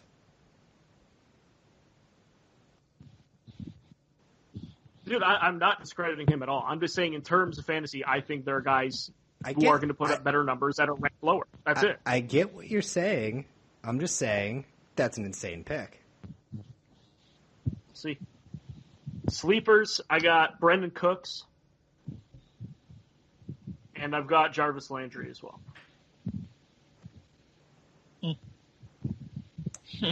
Go ahead, Jeff. I don't like Landry as a sleeper either because he's going to get a shit ton of catches, but he's only going to get like 4 yards per catch. So unless you're a PPR league, I don't really see his value. He did pretty decent with Jay Cutler thrown to him. I think he'll be all right. I mean, now, yeah, you're going from Jay Cutler. I know you probably might be starting with Tyrod, but then Baker at some point of the season as well. But I don't think Landry really suffered from having Cutler there because of the type of receiver he is and what Cutler does, which is drop-off dump passes, which is what Landry catches. I mean, if we look, that's what Tyrod does, though. And I mean, if Tyrod's starting those first, I agree. That's what I said. He's gonna get a ton of receptions. But look at last year. Oh, you just don't agree with him being a sleeper, then? I don't agree with him being a sleeper because I don't think he's going to be valued more than where he's valued at. He is going to probably break 100 receptions. I'm not arguing that, but I don't know if he breaks 1,000 yards. Like, look at last year, 112 receptions, 987 yards. The year before, 94 receptions, barely 1,100 yards. The year before that, 110 receptions, barely 1,100 yards. Yeah, it's a little shaky. I like him if you're in a PPR league, like I said. If you're not in a PPR league, I don't see his value. Yeah, that's fair. Maybe as a flex spot. Maybe. Tight ends. Or, sorry, I got to do mine. My bad. Yeah. My lock is Josh Gordon because I'm in the same boat as Proto where I don't want to go with the really top guys, and I just have a feeling that Josh Gordon is going to light it up this year. Even missing preseason, I just have this feeling that when he plays, he's going to shock the world. When he doesn't play, well, you're fucked, and you lost out on a spot. But it's a gamble, just like his life is a gamble. My sleeper is Pierre Garçon, because I don't see him getting any sort of attention on any lists at all, and the guy quietly puts up 100 receptions and 1,000 yards every single year. Last year he was hurt, but he had 500 yards in 8 games, right? So that's why he's my sleeper. I think you can grab him in the 9th round, where he'll still probably be available and be a solid flex spot or backup wide receiver when there's buys, etc. Possibly work his way into a starting wide receiver 2 slot. My busts are Adam Thielen because don't see any reason why he'll repeat what he did last year. I think Stephon Diggs is the better receiver there, and I think that's going to shine now that they have a quarterback who can throw deep balls like Kirk Cousins. I see them being up a lot. I definitely agree with that. Yeah, I think the acquisition of Kirk Cousins leans way more into what Stephon Diggs does than it does into what Adam Thielen does. And also Alshon Jeffrey is my bust, because for some reason people think he should be drafted high. The dude, he's not that good of a wide receiver. He just isn't. He put up 700-something yards last season, and people are hyped over him. He's not that good. Just out of curiosity, are you using NFL.com or ESPN? I'm pooling everything that I've seen together. I'm talking multiple lists here. I'm not just narrowing it down to one list, but I see people hyping up Alshon Jeffrey as a sleeper, and I don't I don't think he's even worthy. I don't think he's really pick, to anything. Be honest. Yeah. Unless you get him, I think super late. Yeah. I still don't think so. I think there's better options. You can grab probably Pierre Garçon around the same spot where you could grab Alshon Jeffrey. I just don't see any argument for taking Alshon Jeffrey, and if you're going to take him at that point, you probably already have multiple receivers, and you're just taking him for a name that's on the board. Why not take a shot at someone who might do something big rather than someone who you know is going to put up 700 yards and 4 or 5 touchdowns? Well, and to go back, the guy that Christian mentioned, Will Fuller, for example, is ranked on most lists, probably I would say 6-7 picks below him in terms of just wide receivers. And like Christian mentioned again, the amount of touchdowns and the way this guy played with Deshaun Watson, if he's still healthy. Can we talk about how crazy that is as well, based on the fact that they pretty much finished the seasons putting up the same numbers, despite one of their starting quarterbacks being gone for most of the year? Yeah. And one of them having the MVP, or who would have been the MVP if he stayed healthy, throwing him the ball? It's pretty ridiculous. Anyway, tight ends. Sorry, before we go on, I just got an update from my phone. I think get ready for Josh Allen mania, because A.J. McCarron has just suffered a collarbone fracture. Let's go. He Romo'd it. Let's go. Let's go. The classic Romo. All right, tight ends. Locks. Now listen, this is for all you people that don't know how to play fantasy. If you're wasting a second or third round pick on a tight end and it's not Gronkowski or Kelsey, you need to stop playing fantasy football. Those are the only two we're drafting late. Honestly, my strategy, and this is what I'm going to give you all a little secret, don't even waste your time on one of those guys. You can get a nice late pick like an Ingram from the Giants. Nice sleeper, did pretty well last year. Second year coming in, Beckham's back. Like I said, Barkley's back. That offense is great. He's a nice value pick. And I'm also going the Cleveland tight end, Njoku. I think, again, all the weapons they added, I think he's going to get a lot of nice red zone targets. My bust. Tyrod likes his tight ends, dude. My bust, these guys basically are here because of injuries, unfortunately, but it's Eifert and Reed. Stop wasting high draft picks on Jordan Reed, please. You people are ridiculous. This guy hasn't played a full season, I think, ever. And that's it. Yeah, I was going to say outside of the obvious locks, I think Delaney Walker will have a pretty good year. And my sleeper as well, I had the same guy, David Njoku or whatever. Because with Tyrod, Tyrod was giving Charles Clay decent numbers, and Charles Clay is average at best. And I think Njoku is a little bit of a better athlete than Charles. So, all right. And who's your best? Bust here. That sounded kind of weird. Yeah, I like the idea of the same guys. Jordan Reed is probably the best one. Because, like Christian said, this guy always gets drafted high, but never finishes a season, ever. My lock for tight end is Travis Kelce. Mm-hmm. My sleeper is O.J. Howard and from Tampa Bay. And my bust is Rob Gronkowski. Talk about it. I don't think he's going to play a full year. And as great of numbers as he's going to put up, undoubtedly, when he's healthy, he's going to miss 4 or 5 games. And those 4 or 5 games are going to cost you that tight end slot if you waste a pick at a position where Gronkowski is going to go on Rob Gronkowski. You're better off to grab a receiver or another running back in that slot rather than wasting a pick on a guy who's going to miss 4 or 5 games that season, as good as he's going to be.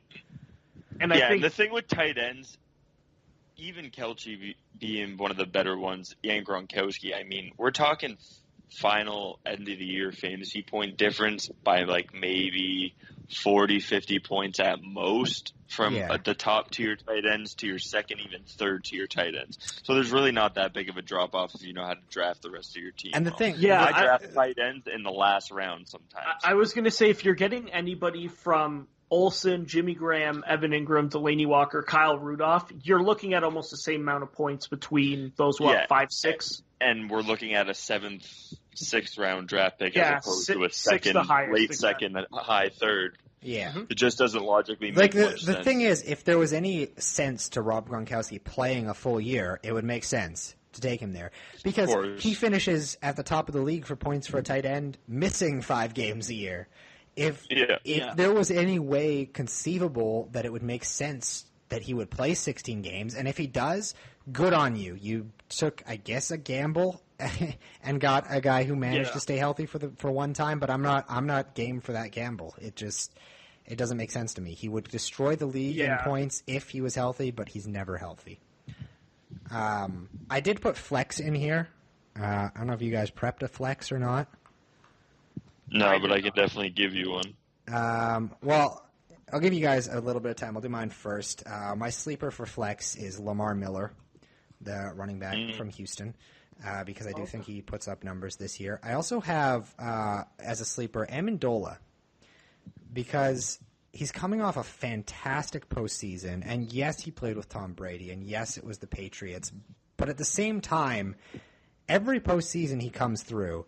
And what's the similarities to every postseason for the Patriots? They always have injuries at receiver, which means he was never a number 1 or a number 2 receiver during the regular season. So I think he can carry over at least a little bit of that postseason production if he can stay healthy to the regular season. So I like Amendola there. My bust is Tyreek Hill and anyone who plays running back in New England. That's a fair show. It's way too crowded over there for me. Way too crowded over there. I guess like some guys I would throw in there for flex as a good option. Alex Collins, running back from Baltimore. Don't feel like that's too bad a pick. I mentioned Jarvis Landry a little bit earlier as well, and Jeff mentioned him to be probably a flex. Better spot for Jarvis Landry. This would probably, Mm-hmm. And again, this is banking on your league not being PPR. If it's a PPR league, he has a much higher value than what I'm giving him here. And again, I mentioned a little bit earlier about the running back situation in Cleveland. And I still think if you could get, and I think he's going to fall in a lot of drafts, is going to be Carlos Hyde. I think if you can draft him a little bit later on, I think he's a good show. Okay. All right. Christian, what you got? My flex, Randall Cobb. I think he's going to bounce back nice. Devontae Adams is going to be dealing with all the top-tier DBs now. Jimmy Graham's going to take some attention off Cobb as well. I think he'll have a nice bounce-back year. It's been a while. Bust potential for a flex. Jordy Nelson doesn't have that step that he used to. He was a deep threat. He lost the step. And he's no longer playing with Rodgers. Exactly. We got to rely on Carr staying healthy, and I just don't see that happening. And then I guess the sleeper flex could be a lot of the guys I've mentioned. I'm still sticking with Will Fuller, though. I think he's going to have a really big year with Watson. And again, same situation with Hopkins. Hopkins is going to be dealing with a lot of those bigger tier DBs. And I mean, if we want to put Juju still in a flex spot, but I feel he's more of a I feel he's going to get receiver 2 spot. He's going to move to his starting, If you want to count him here, I would put him there, but I still, like I just said, I have him more as a receiver 2 spot anyways. All right. D, real quick. My sleeper is Arizona. I think they have a much better D than people give them credit for. Their offense is trash, but I think their D is going to be really good, especially since they're going to be on the field a lot to put up those numbers. Lock is the Rams. If you can get the Rams, get them. They're the only defense, in my opinion, this year that you know for sure is going to put up those numbers. My bust is the Vikings. I don't think they're going to be as good as they were last year. That's not saying they're not going to be, a top 10 defense in the league, but I don't think they're going to be good enough to value where they'll get picked in fantasy leagues. I got 3 locks, and in my opinion, these are the 3 best defenses to grab.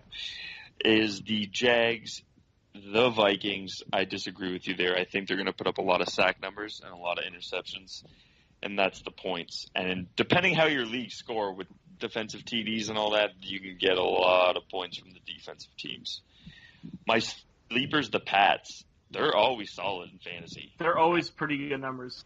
They always finish around top 8, top 9, and they go very late. You can get them very, very late. And my bust, actually, this may surprise some people, but is the Broncos.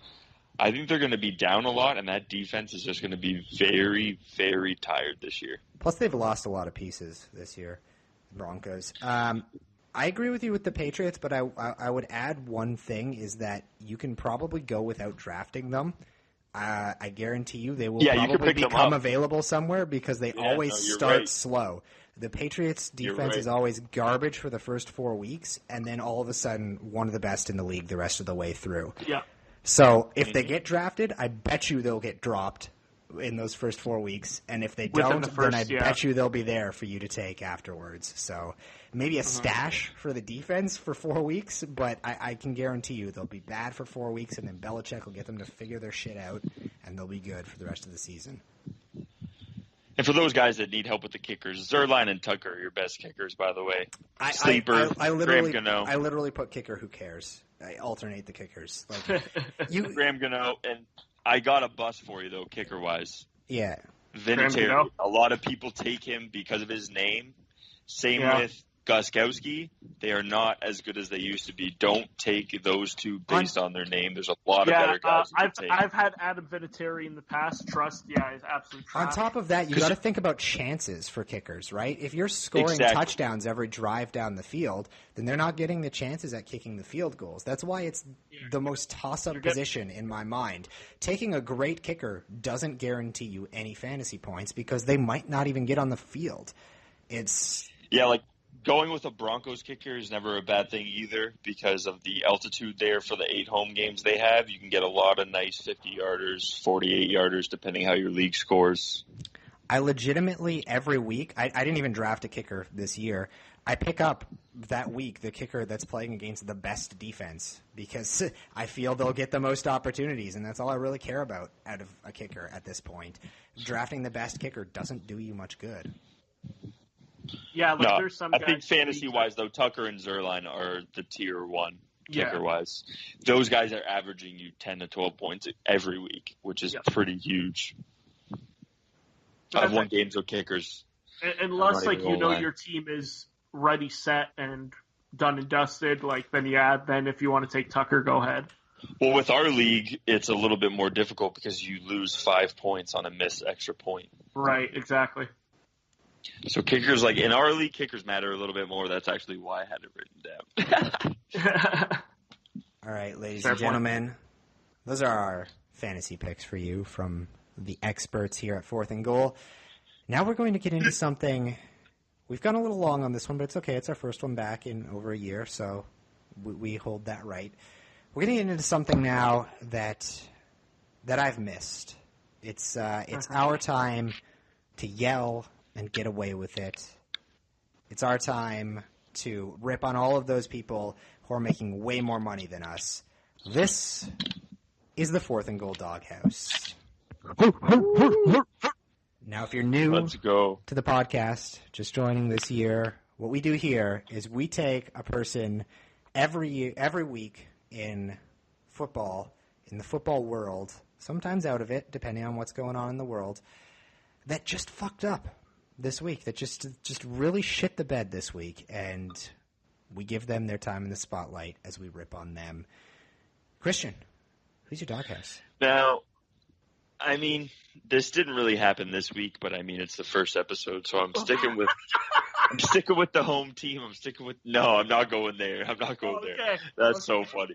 No, I'm sticking with the home team, though. I got to rip on the Cowboys for letting Dez walk. I mentioned it a little bit earlier. The timing of when you let him walk, guys like Allen Robinson, trades were happening. Brandon Cooks got traded. Just a lot of receivers that were available. And then a month later, after all that frenzy happened, you decide to let him go. And then Witten retires. I don't know. I just don't like the timing of it. Allen Hurns is a good second guy, but with first DBs on him, he's going to have a trash year. I think he puts up 650 yards dealing with number one tier DBs. And Dak as his quarterback. Yeah, Zeke's going to have to carry the team, and everyone knows it. I know it. You guys know it. Most of the fans know it. So, and I think he'll do it. Yeah, I hope he does. I don't know, man. I just have that weird feeling about the Giants, Just one of those years where I'm going to see Eli win another one against Tom Brady. Ugh. I always have that feeling about the Giants. The key is ignoring it and hoping it goes away. Proto. I got 2 doghouses. Oh, boy. Of course you do. Is one of them yourself? First one. No, surprisingly. First one, and it's not for all the comments he made because I did like some of them. I'm going to go with Jalen Ramsey for 2 of his comments. The first one being about Blake Bortles. He does his job. Listen, dude, Blake Bortles is pretty friggin' garbage, man. Well, did you read the whole thing? He said he actually ripped Blake Bortles. He said we don't practice against him because we don't want to ruin his confidence. He was going in. That is fire, but from a professional standpoint, dude, that's my quarterback. That's my team, man. He is your team's quarterback. You got to say a little bit more positive things about your that's what guy. And Jalen Ramsey is the GOAT and is my now favorite player. I wasn't too crazy about his comments about Big Ben. I know obviously Big Ben has slowed down, but he ain't all that. They played in the playoffs, and yes, I know that not the Panthers, the Jaguars won that game, but Big Ben 469 yards and 5 touchdowns. He did not deserve to lose that game. All right. Another doghouse is to Tyrod Taylor, because apparently he doesn't even know how to pronounce his own name. You guys heard about this shit? Yes. So, yeah, Tyrod, and his mom says it's Tyrod. His dad says it's Tyrod, and he was asked, and he's like, it's both. Pick one. All right. So what did they go with? They don't know, because his agent is like, it's Tyrod. His mom is saying it's Tyrod, and they went to him, and he's like, I was called both. He doesn't even know. Everyone knows it's T Dizzle. Hi, God. All right. My doghouse this week is an entire organization for just shitting the bed. And I'm happy they did because they're in the same division as my favorite team. So I'm okay with it. But Los Angeles Rams organization, what are you guys doing? You got a 27-year-old monster on your defensive line that just won Defensive Player of the Year, and you can't manage to work out a contract with him. You bring in Ndamukong Suh. You pay him a crap ton of money. You pay all these DBs to come in and be on your team now to structure this great defense and this great team that you have. But you don't give a guy who just proved that he was the best defensive player in the NFL last year the money he's looking for to guarantee he stays on that team, to lock him down long term. You don't even want him on the field for the preseason. The guy said he's not going to step foot on the field until you give him the money, and you're just not interested in it at all. You're going to go into the season without this guy having a contract, and you're going to sour his taste on staying with your team, and you're going to effectively have, over the course of a 2-year span, replaced the 27-year-old Defensive Player of the Year, Aaron Donald, with a 30-year-old Ndamukong Suh. Talk about it. Tell them. The Los Angeles Rams are my inaugural for this season doghouse pick. Question to pitch. Do you guys think Khalil Mack sticks with the Raiders? He's my second doghouse. I just didn't want to get into it because these guys make so much money, and the way football contracts work is the stupidest thing in the world. Yeah. I think he ends up on the Browns in some way, shape, or form. Let's go. Somehow, Let's go. I feel like The Khalil Mack Browns is are going to Super be Bowl bound. I'm changing my pick. Browns versus Breeze. Let's go. I just feel like at some point Khalil Mack is going to be wearing a Cleveland Browns uniform. At some point. I've got this pull. It's like you with the Giants this year. I've got this feeling that at some point I'm going to see Khalil Mack wearing a Cleveland Browns jersey. I love it. With our doghouse picks out of the way, it is time Here we go. for the segment where we pit 4th and goal against 4th and goal. We pick Christian against Proto, and usually Christian comes out on top. Hey, wasn't there one year when like Gomes was on 3 podcasts and we still tied, and I was on all of them? You and Yeah. I won. Uh-huh. Yeah, we remember.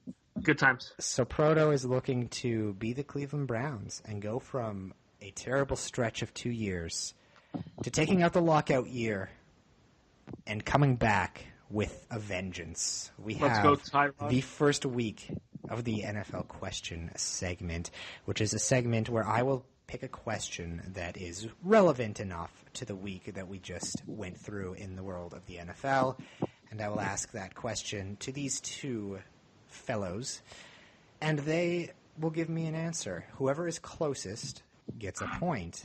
If you get it dead on, you get 2 points, and then we tally it at the end of the year and see who wins.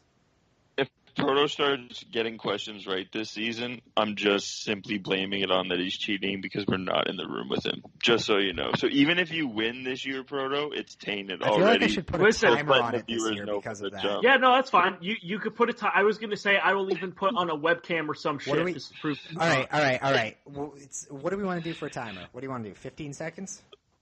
Yeah, 15, 20 seconds, like nothing crazy. I will put a timer on for 15 seconds. 3.5 minutes. So, the first question, because we are in the preseason, it is sort of preseason relevant. It is, how many teams in NFL history have gone undefeated in the preseason and then won an NFL championship? Now, it is an NFL championship, not a Super Bowl, an NFL championship. You both have 15 seconds to submit your answers to me. I got 2. I got 4. All right, 2 and 4 is the answers. And the winner for the first question, and possibly the only time he'll win this year, Proto, because the answer, believe it or not, is 15 times in NFL history. The champion of the league has gone undefeated in the preseason and won the NFL championship. 15 times. Crazy. Christian, what teams were you thinking when you said 2? Honestly, I just figured it was super low. I wasn't even thinking teams that won because I don't watch preseason to know who was undefeated in preseason. Oh, yeah. I don't give a shit. I was just thinking of teams who would make sense, and I thought like maybe the Packers and like New England. And maybe, yeah. Now, honestly, you want to know what I thought when you said 4, in my head, I'm like, you know what? This is going to be the first tie because I think it's going to be 3. And then this guy says 65. The fuck? Saying actually, every Super Bowl champion ever has gone undefeated in preseason. Yeah, what? A funny thing that I noticed while tallying this up, though, or while looking at this, do you know which team in the NFL has the best or the most preseason wins? Like ever? Cleveland. It is the Cleveland Browns. The Cleveland Browns have the most preseason wins of any team in NFL history. Second is the Arizona Cardinals, but they are the oldest organization in football, and they also have a 42% winning percentage in the preseason. So, which is better than their regular season winning percentage of 38%. So, fun. And I am a fan of that team, in case anyone was questioning that. Anyway, that is our first 4th and goal question segment for this season. And that is our first show of this season. Hopefully you all enjoyed listening along. We will get this thrown up and posted. And before we do that, let's talk about where you're going to be able to find this throughout this season of Fourth and Goal. Christian? YouTube.com/WittySmittyNews, but I'm going to be converting most to Apple, so stay tuned what exactly to search for. It'll be Fourth and Goal, probably under Witty Smitty News, though, on Apple. And follow me at Witty Smitty News, everything, Instagram, Twitter, Facebook. Perfect. Proto, you want to do a plug-in? Yeah. I mean, if we want, I could throw it over on my YouTube channel as well. It's youtube.com/AndrewRFC. Simple as that. It will be over there. All right. I will be throwing this up on the website, which it's going to be hosted on from now on in audio form. That's going to be at Novoco, Novoco sports.com. You can find all of the episodes up there, as well as some other sports-relevant stuff if you want to look at that. You can follow me on social media at J_Blagdin on Twitter and Instagram, and obviously find the things I post at novocosports.com there. You can also find me in other places, but we're not going to talk about those things because you don't care about them. You only care about the sports stuff. That's why you're here. So, for the first week of the Fourth and Goal podcast for this season, I'm Jeff Blagdin. Christian Smith. Andrew Proto Reese. When it comes to the Fourth and Goal podcast, always go for it.